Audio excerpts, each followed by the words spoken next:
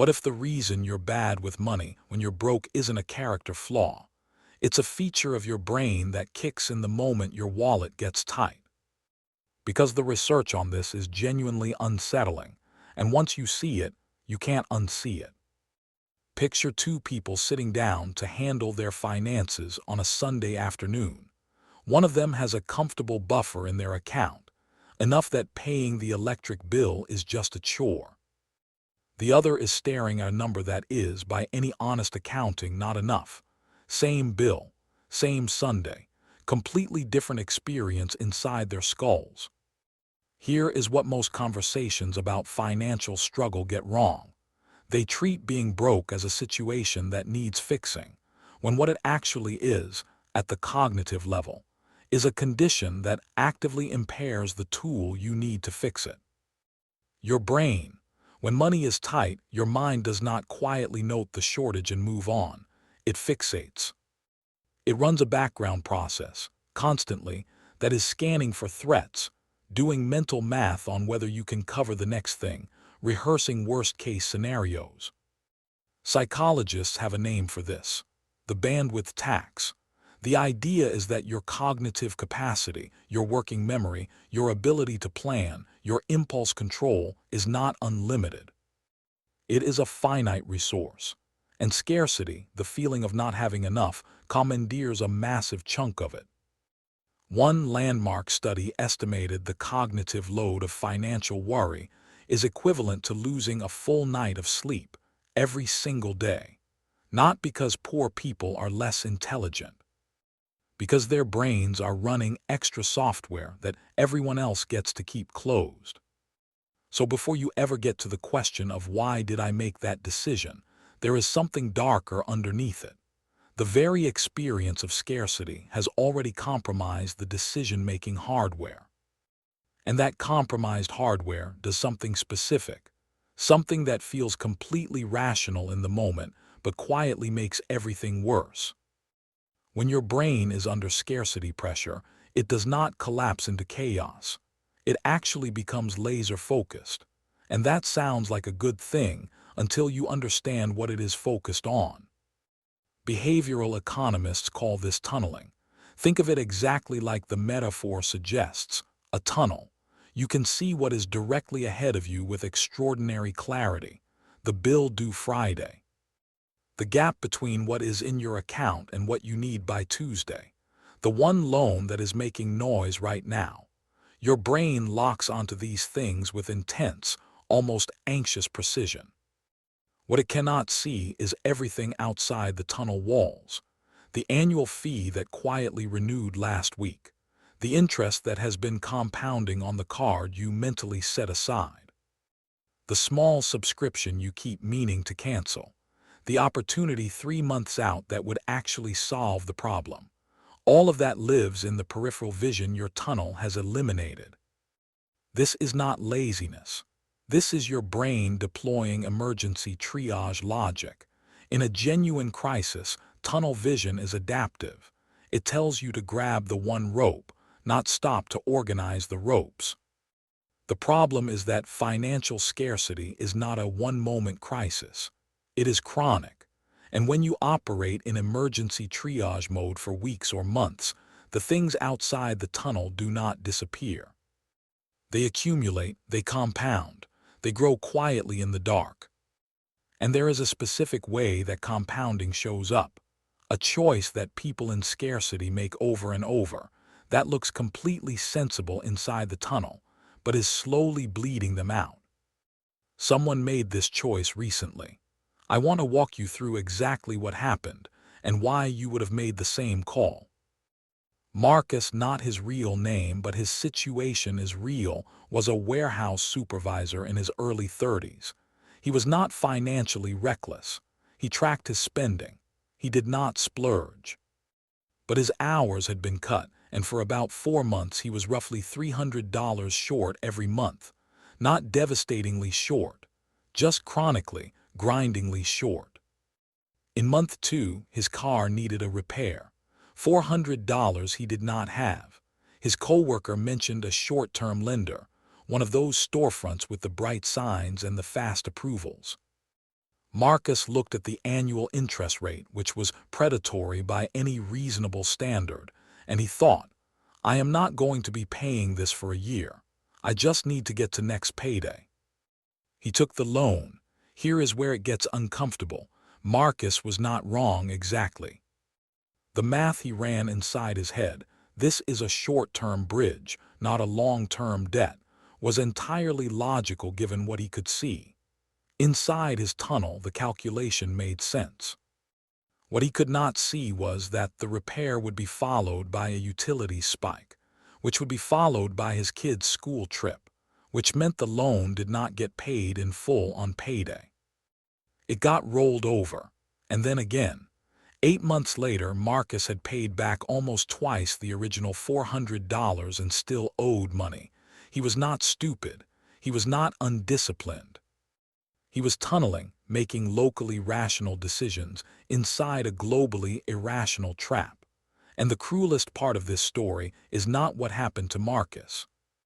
The cruelest part is the mechanism that made it almost inevitable.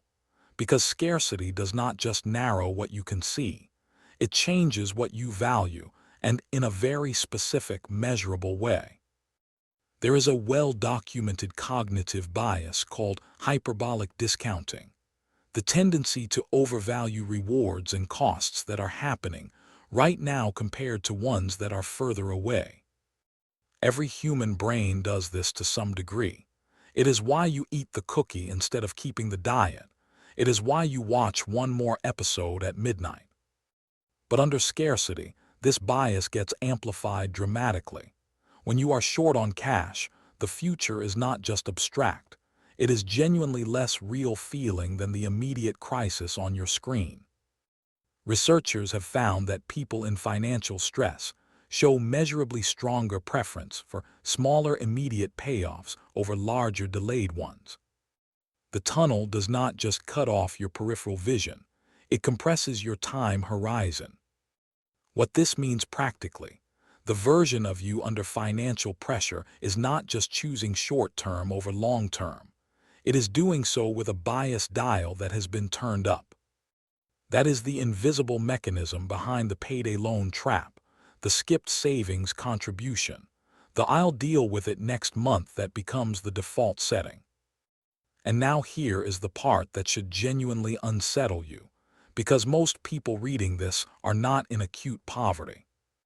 They are in what researchers call middle-class scarcity, technically fine on paper, but psychologically running the same tunneling software. You do not need to be broke to be scarcity-brained. You just need to feel like there is not quite enough, and that feeling has a cost that almost nobody is calculating. The bandwidth tax does not only cost you in moments of crisis. It is running right now in the background.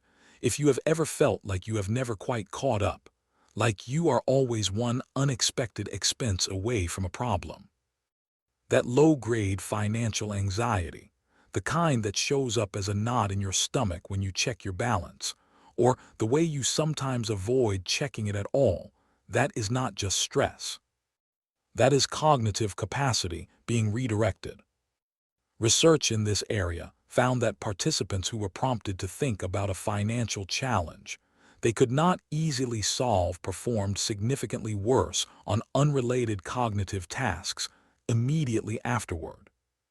The financial worry was not a distraction. It was consumption. Think about what that means across a week, a month, a year. Every time it rehearses the scenario, recalculates the buffer, dreads the email, it is using resources that were supposed to go somewhere else. Your focus at work, your patience with your kids, your ability to think clearly about what actually matters. And the truly insidious part, the decisions that would most improve your situation are precisely the ones that require the most cognitive bandwidth. Comparing financial products, thinking about long-term trade-offs, building systems that run on autopilot. These are complex, effortful, future-oriented tasks. They are also the exact tasks that scarcity has made hardest to do well. This is not a metaphor. The trap is mechanical. Scarcity consumes the resource you need to escape scarcity. And people stay in it for years, not because they lack willpower, but because they are being taxed in a currency that never shows up on a bank statement. So what do you actually do about it? The exit from scarcity brain is not discipline. This is the part that most financial advice gets catastrophically wrong. The tool is impaired.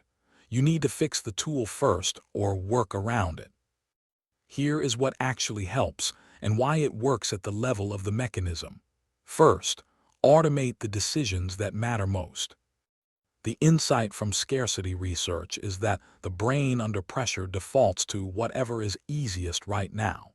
So make the right thing the easy thing before the pressure hits. Automatic savings transfers, automatic bill pay, auto-escalation on retirement contributions.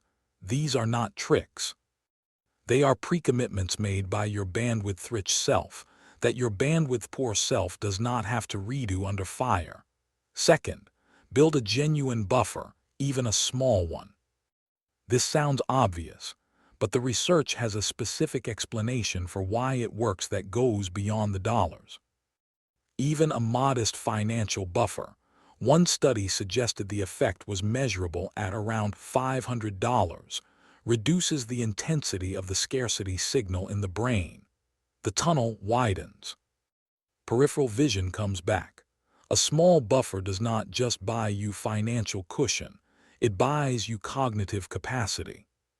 Third, when you are making a significant financial decision, ask yourself one question before you commit. What am I not seeing right now? Not as a rhetorical exercise, literally name two things outside your current tunnel: the cost a year from now, the option you have not looked up yet. The question forces a deliberate widening of the lens. You are not bad with money. You are human under a specific kind of pressure that was always going to make these decisions harder. The uncomfortable truth is that your brain was never designed for this, but it can be set up so it does not have to do all of this in real time, every time. The scarcity mechanism does not care whether you are 20 or 50, but the longer it runs, the more expensive those narrowed time horizons get. Your money brain doesn't switch off when it comes to retirement.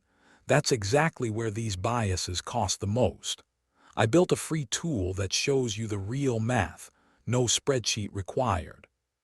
It's called Granary, links in the description.